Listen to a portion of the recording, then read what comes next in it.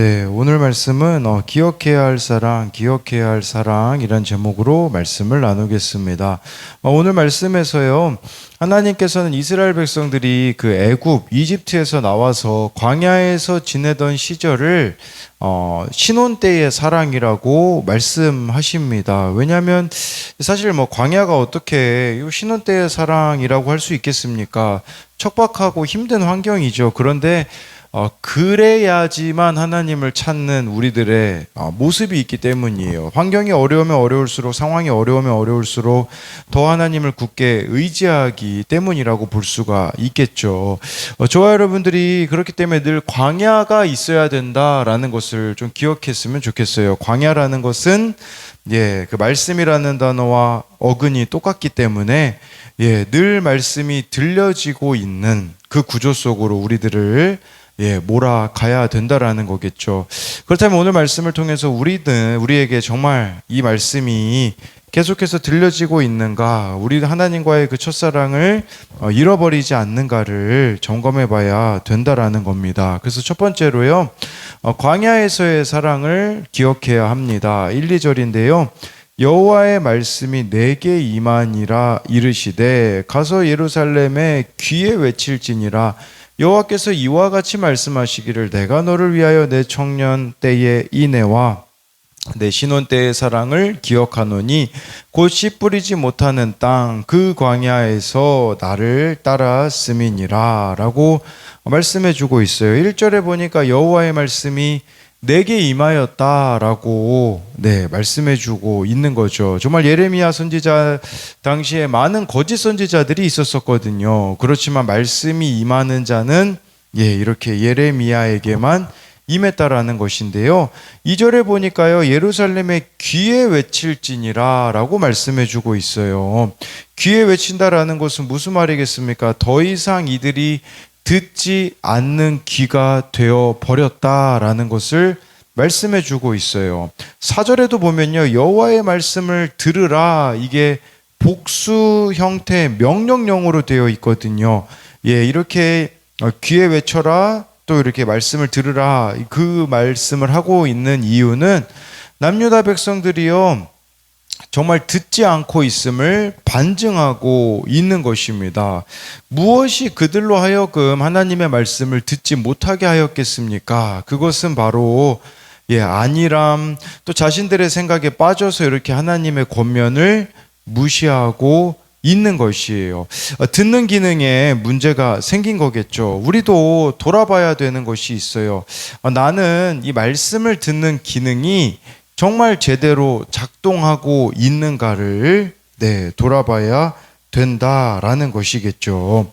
그러면서요, 2절에 하나님께서는 내 청년 때의 인애, 신혼 때의 사랑을 기억한다라고 말씀해 주고 있어요. 이 인애라는 것은 언약을 맺은 관계에서 이루어지는 신뢰할 만한 헌신을 뜻한다라는 거겠죠.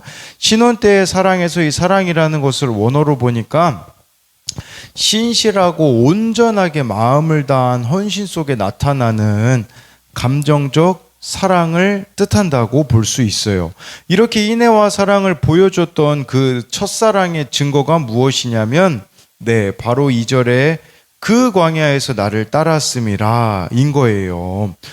바로 이스라엘 백성이 하나님을 따라 기꺼이 광야의 위험과 불확실성 속으로 걸어 들어갔으며 주님이 보호하고 공급하실 것을 신뢰했다라는 사실에서 그 증거를 찾을 수가 있는데, 이 2절에 나를 따랐음이라 라는 것은 문자적으로요, 내 뒤를 따라 걸었다라는 것이에요. 내 뒤를 따라 걸었다는 게 무슨 말이겠습니까? 이스라엘 백성들이요, 하나님이 인도하시는 곳으로 따라갔거든요. 그래서 하나님이 한 걸음 가시면 그 뒤를 따라갔다라는 것을 보여주는 것이었겠죠. 근데 이제 이것이 점점 그들의 삶에 사라져 버렸습니다. 하나님께 대한 이 절박함들, 순수함들이 이제는 남유다 백성들에게는 사라져 버렸다라는 것이에요. 묵상 간증 청년의 때의 인애라는 것을 보면요, 교회 공동체에 처음 속하게 되었을 때는 뿌리 깊은 자기 연민, 피해 의식, 자기 애를 직면하였었대요. 그런데 이제 문제는 뭐냐면 취업에 성공하여 안정적인 생활을 보내게 되어지자, 거기 이렇게 표현하더라고요. 말씀 앞에 내 죄를 드러내며 주님의 인도하심을 구하던 신혼 때의 사랑이 사라졌습니다. 그리고 그 이후에 결국은 이직하려던 회사 면접에서 떨어지고 상견례 이후 여자친구로부터 격식 차리는 말투를 그만 쓰면 좋겠다라는 말을 듣자 청년부 소그룹의 일을 나누니 지체들이 자기 방어를 내던지라고 권면해 주었을 때 원하던 답이 아니라 속이 쓰렸다라고 이렇게 고백해 주고 있어요. 저와 여러분들이 광야에서 주님을 따른 사랑을 기억한다라는 것은 이런 게 아닐까요? 한마디로요, 잘 들리고 잘 따라가는 거인 것이죠. 말씀이 잘 들리는 구조 속에 있고 그렇게 들은 말씀에 잘 순종해 가는 것이 광야에서 주님을 따른 사랑이라고 볼 수가 있는 거잖아요. 그래서 이 광야에서 하나님이 10계명을 주셨잖아요. 1계명이 뭡니까? 너는 나 외에 다른 신을 섬기지 말라. 그게 원어로 보면요, 너와 내 얼굴 사이에 아무것도 두지 말라, 그 뜻이거든요. 광야의 사랑을 기억한다라는 건 그거예요. 하나님과 내 사이에 걸리는 게 없는 거죠. 투명한 관계인 것이죠. 그런데 어느 순간부터 우리가 이런 것들을 잃어버렸다면 그 광야에서의 주님의 사랑을 잊어버렸다라는 겁니다. 그 광야의 첫사랑 속에서 하나님은 계획을 가지고 계셨어요. 그 계획이 바로 3절에 보면 나오거든요. 이스라엘은 여호와를 위한 성물 곧 그의 소산 중 첫 열매이니 그를 삼키는 자면 모두 벌을 받아 재앙이 그들에게 닥치리라. 여호와의 말씀이니라. 하나님은요, 이스라엘을요, 여호와의 성물 첫 열매로 여기셨대요. 이 성물이라는 것은요, 거룩한 그런 물건이기 때문에 법궤, 제단, 향단을 비롯한 성막이나 성전에 있는 모든 물건과 재물을 뜻하거든요. 근데 누가 그것을 잘못 건들잖아요. 잘못 건들면요, 죄가 되어서 속건제를 드려서 정결케 하고 용서를 구해야 됐어요. 근데 이스라엘을 성물로 여겼다라는 것은 아무도 이스라엘을 함부로 다루지 못하게 하셨다라는 의미를 가지고 있어요. 즉 하나님의 보호하심이 있었다라는 거겠죠.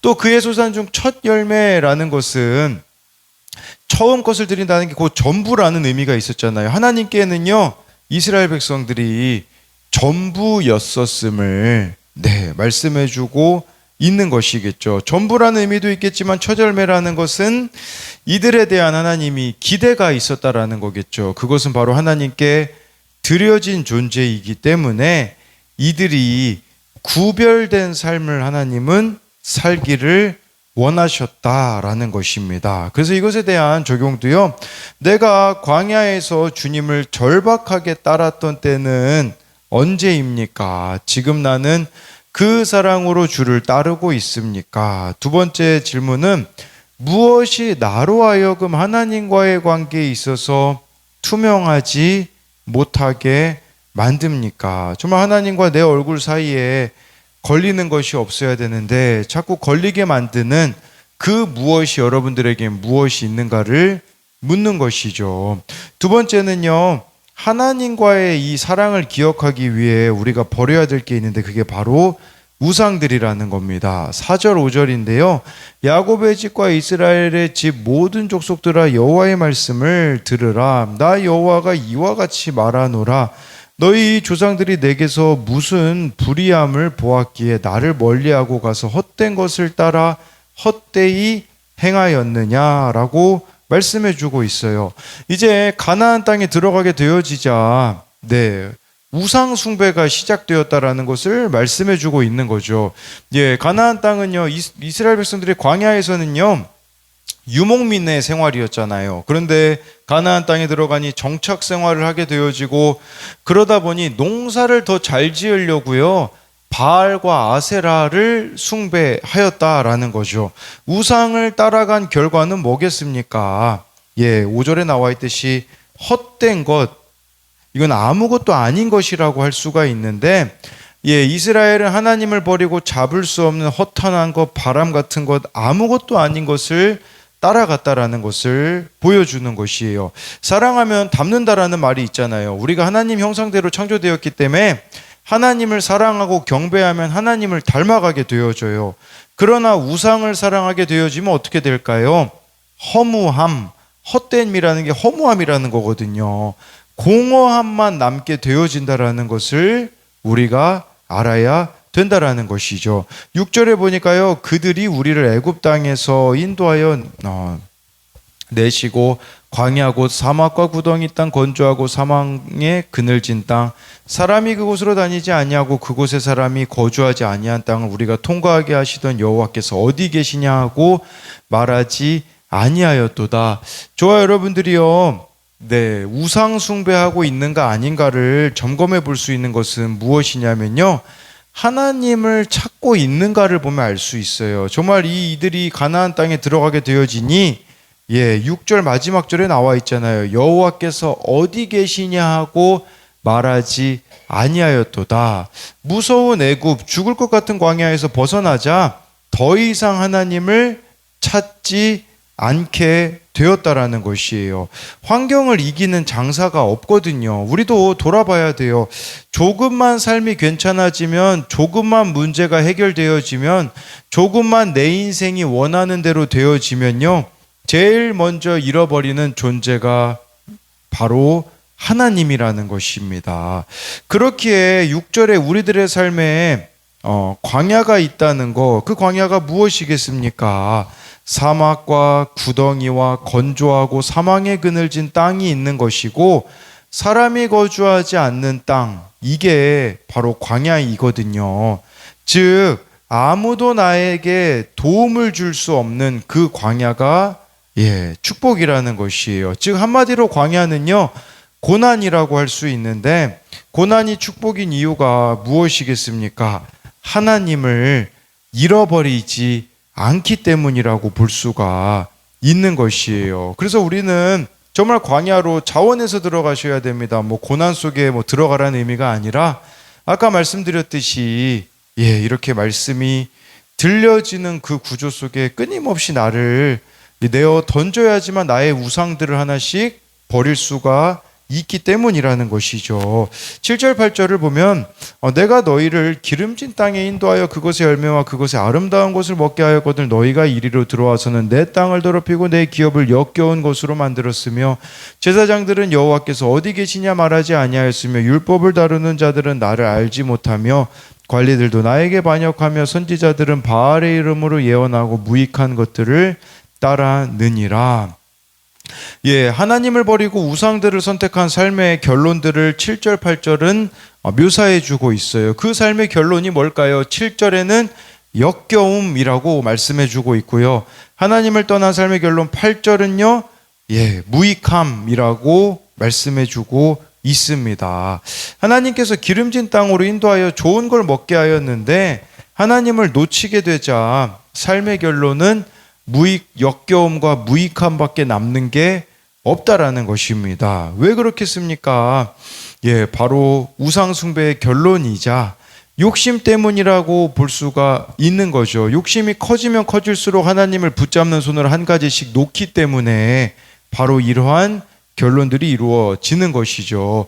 왜 말씀이 안 들리겠습니까? 8절에서 말씀해 주고 있지 않겠습니까? 제사장들, 율법 다루는 자, 관리자들이 다 반역하였다라는 것은, 예, 바로 욕심 때문에 결국은 말씀이 들려지지 않는다라는 거겠죠. 어제 어느 우리 교회를 떠나 있는 청년에게 연락이 왔습니다. 아버지와의 관계가 좋지 않음으로 인하여서 집을 떠나게 되었고, 그래서 어머니가 같이 지내고 있기 때문에, 예, 가족들은 흩어져서 지내고 있습니다. 동생은 그러면 어떻게 살고 있는가 물어보니, 예, 동생은 아버지 친구 집에서 지내고 있다라고 이야기를 하더라고요. 이 청년은 돈을 벌기 위해 지금 좋지 않은 길을 가고 있습니다. 거의 밤새서 좋지 않은 일을 하고 있고요. 저에게도 돈을 좀 빌려줄 수 있냐라는 요청을 하였지만 저는 빌려줄 수가 없어서 그냥 어느 정도 조금 제가 이렇게 갚지 않아도 될 정도만 이렇게 보내주었는데요. 이 청년이 회복될 수 있는 길은 한 가지입니다. 그건 뭐겠습니까? 집으로 돌아가면 되거든요. 집으로 돌아가면요, 빚도 안 질 수 있고요. 가족들이 흩어져 지내지 않을 수 있어요.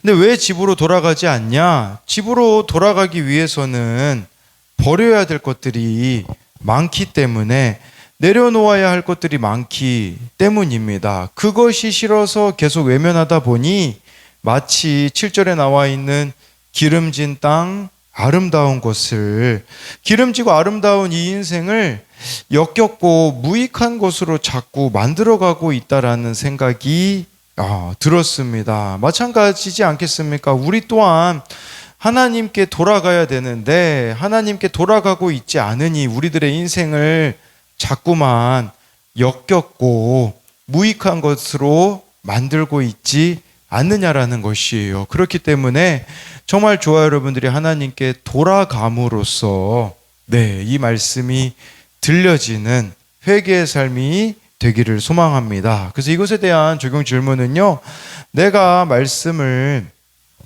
듣는 일보다 더 마음을 쏟는 일은 무엇입니까? 말씀을 듣고 돌이켜 회개해야 할 것은 무엇입니까? 하나님이 내게 주신 기름진 땅과 아름다운 열매는 무엇입니까? 감춰진 욕심과 은밀한 정욕으로 하나님의 땅을 더럽히고 있지는 않습니까? 기도하겠습니다. 살아계신 하나님, 하나님은 우리들에게 광야를 원하신다고, 광야의 시간을 우리들에게는 그 광야의 시간이 참 너무나도 힘들고 견디기 어려운 순간이지만 하나님은 그 시간을 신혼 때라고 하시며 마치 신혼 여행이라고 표현을 하시는 것을 봅니다. 왜 그렇겠습니까? 광야에서는 하나님 밖에 우리들의 인생이 없기 때문이며 광야에서는 하나님의 말씀이 나의 전부이기 때문입니다. 이것이 하나님이 우리들에게 원하시는 삶인데, 정말 하나님이 우리들에게 복을 주시니 그 축복들, 정말 아름다운 땅인 가나안 땅과 같은 것들을 허락하여 주셨는데, 그것이 그 삶 속에서 이젠 하나님을 잡은 손들을 한 가지씩 놓게 되어지자 역겹고 무익하게 되어진 것이 바로 나의 삶의 모습입니다. 정말 저에게 어제 연락 왔던 그 청년처럼 하나님께 돌아오기만 하면 되는데, 가정으로 돌아오기만 하면 문제가 해결되어질 수 있는데, 그것이 싫어서 자꾸 멀리 떠나고 있는 그 모습이 또 저의 모습이진 않는가, 우리들의 모습이지 않는가 돌아보기 원합니다. 그렇기에 정말 오늘 이 말씀을 통하여서 날마다 말씀이 들려지는 그 구조 속에 나를 밀어넣게 하여 주옵시고, 그리하여서 하나님이 정말 나에게 주시고자 하는 것들이 너무나 많이 있는데 나의 이런 완악함과 죄악됨으로 인하여서 주시지 못하는 그런 모습들이 이어지지 않을 수 있도록 하나님만이 정말 나의 상급이 되어지는 우리들의 삶이 되게 하여 주실 것을 믿으며 살아계신 예수님 이름으로 기도드립니다. 아멘.